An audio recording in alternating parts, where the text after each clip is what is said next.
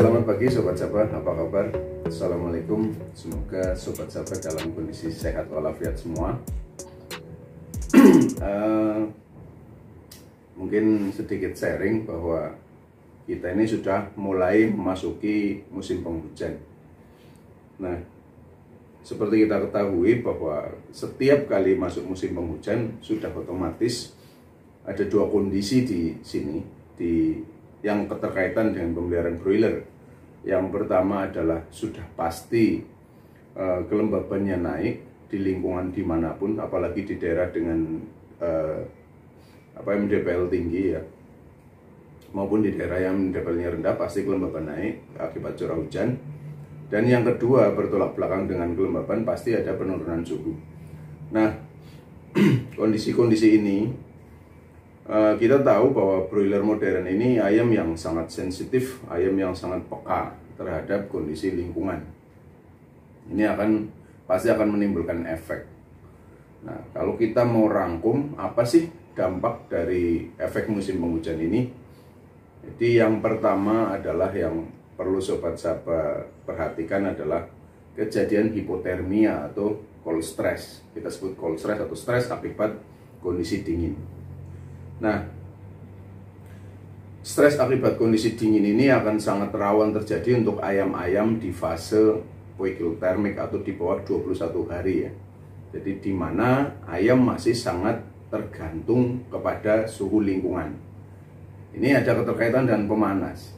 Ketika Sobat Sahabat tidak memperhatikan kebutuhan suhu dari si ayam dan dia ternyata suhunya kurang dari yang dia butuhkan, disitulah risiko terjadi cold stress atau hipotermia.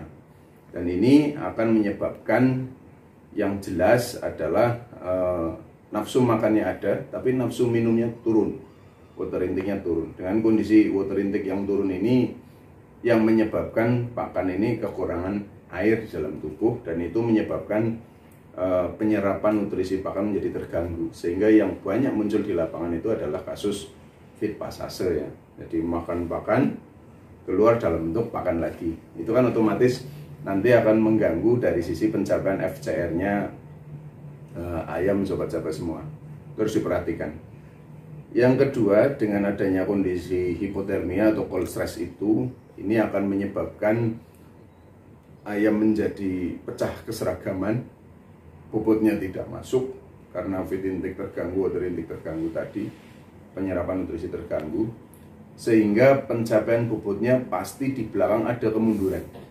Ini yang sering terjadi, kasus slow growth, kasus ranting stunting di ayam broiler pada musim penghujan itu salah satunya akibat dari itu. Jadi harus sangat diperhatikan mengenai pencapaian suhu dari fase brooding kita ya. Bukan hanya fase brooding, tapi umur-umur 14 sampai 21 ini kadang sering dilupakan bahwa di situ kebutuhan suhu ayam itu gradasi menurun 28 sampai 26 derajat di 21 hari. Tetapi terkadang 14 hari sudah lepas pemanas, sehingga malam harinya, dini harinya itu ayam cold stress berat, karena kadang puncak suhu terdingin di antara jam 4 sampai jam 7 pagi itu bisa sampai 20 derajat ke 18 derajat. Kebutuhannya 26-27, tercapainya segitu, itu masalah. Masalah berikutnya adalah apa? Masalah berikutnya adalah kejadian ya, hidroksites ya, atau kembung perut. Biasanya disampaikan bahwa ini ada tekanan darah di arteri yang meningkat. Akibatnya apa? Akibatnya adalah serum darah itu merembes sampai ke perut, ke rongga perut. Nah, itu mengumpul di rongga perut sehingga terjadi kembung perut. Itu yang disebut hidroksites. Ada sebagian mungkin kasus hidroperikat, jadi serum darah itu merembes ke kantung jantung. Kondisi-kondisi tadi ini akan sangat memudahkan ayam menjadi slow growth atau mati mendadak sudden death ketika suhunya naik sedikit, karena proses pernapasan ayam menjadi terganggu karena kasus hidroksites itu. Kemudian ketika kondisi-kondisi terjadi, ini juga kadang ada peningkatan pH di sekum, akibat dari proses fermentasi di situ yang berlebih. Ini akan menyebabkan bakteri Clostridium perfringens ini akan angkanya naik. Nah, ini yang menyebabkan terjadinya kasus outbreak necrotic enteritis. Ini bahayanya. Penyebab NE itu tadi akan naik ke atas dari usus besar dari sekum naik ke atas sampai ke area atas dari kaudal menuju ke kranial. Nah, ini kalau sudah rata di seluruh bagian usus ini akan sangat berbahaya karena akan menggerus mukosa usus. Di situ ada fili-fili usus. Fili-fili usus digunakan untuk menyerap sari-sari makanan. Ketika fili ususnya rontok semua, FCR pasti akan hancur, kematian tinggi, ayam biasanya dehidrasi berat, pasti kerugian ekonomi akan sangat tinggi. Itu dari efek-efek akibat dari hipotermia tadi atau cold stress tadi. Efek berikutnya apa? Dampak dari musim penghujan ini adalah kasus kelembaban yang tinggi ini akan memicu mudahnya muncul jamur terhadap pakan yang diberikan ke ayam. Ini kalau teman-teman nyimpen pakannya nggak hati-hati, tidak kasih palet, biasanya di kandang ya, bahkan langsung ditaruh di lantai, hanya dikasih terpal. Ini akan sangat rawan lembab pakan tersebut, atau terlalu mepet ke dinding misalkan, atau terjadi kebocoran di atap. Nah, itu harus diperhatikan. Pemberian pakannya pun harus diperhatikan, jangan sampai pakan ini terlalu lama menumpuk di tempat pakan untuk musim penghujan seperti ini. Jadi resiko-resiko terjadinya jamur bisa ditekan. Kemudian biasanya ini efek dari jamur ini ada yang menunjukkan aspergillosis ya, ada candidiasis, ada juga kasus efek dari jamurnya itu yaitu mycotoxikosis ya. Kalau dari pabrik pakan pasti biasanya sudah ada penambahan anti jamur melalui pakan. Tetapi kalau peternak tidak yakin ketika kondisi lingkungannya sangat lembab, sangat rawan untuk terjadinya jamur, silahkan mungkin bisa ditambahkan anti jamur dengan cara mengaduk di pakan. Tapi itu opsional. Kemudian efek dampak dari musim penghujan ini yang perlu sobat sahabat perhatikan itu adalah vektor penyakit, yaitu lalat. Dengan kondisi musim penghujan biasanya larva lalat akan sangat cepat berkembang dan itu menjadi vektor penyakit. Kenapa?